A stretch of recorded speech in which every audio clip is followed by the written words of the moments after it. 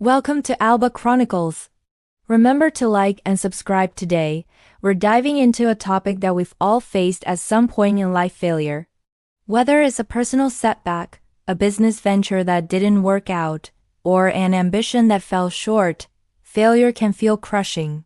But what if I told you that failure doesn't have to be the end?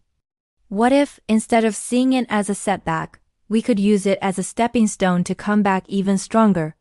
That's what we're going to explore today: how to bounce back after a failed attempt and not just recover, but win. Step 1. Embrace the failure. It's easy to think that failure defines us, but it doesn't. Failing is a part of the journey, not the destination. When we fail, we need to recognize it as a learning opportunity. Instead of asking, "Why did this happen to me?" ask, "What can I learn from this?" This mindset shift is the first step to bouncing back. Failure is feedback. It's telling us what didn't work and where we can improve. Step 2. Take responsibility, but don't dwell. The second step is taking ownership of what went wrong. Acknowledge your mistakes. It's important because it gives us control. We can't change the past, but we can influence the future. However, don't let this responsibility weigh you down. The goal is not to dwell on what happened, but to learn and adapt. Don't let your failures define you. Let your response to them define you. Step 3. Reframe your mindset. The way you think after a failure is crucial.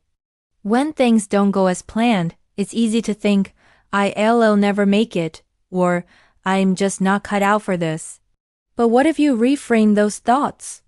Instead of saying, "I failed," say, "I've learned something that will make me stronger." This subtle shift in language can have a profound impact on your motivation and determination. Step 4. Plan your comeback. The next step is creating a plan to bounce back. What can you do differently this time? How can you use the lessons you've learned to set a better path forward? It's about having a strategy. Success rarely comes from a single attempt, and knowing when to adjust and recalibrate your approach can be the key to a successful comeback. Step 5. Take action. Action is what separates the dreamers from the doers. It's easy to say, "I'll try again later," or "I'll wait until I feel more confident." But the key to bouncing back is to take immediate, even small action. Action builds momentum, and momentum leads to success. Don't wait for the perfect moment. Create it. Step 6. Celebrate small wins. Every step you take toward your goal, no matter how small, deserves to be celebrated.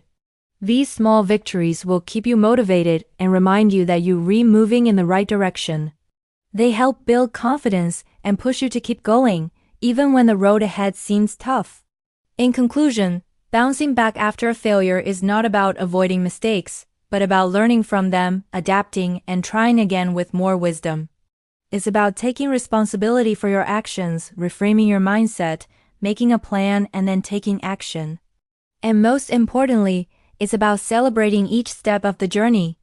So here's my challenge for you, Alba Chronicles, the home of unique life hacks.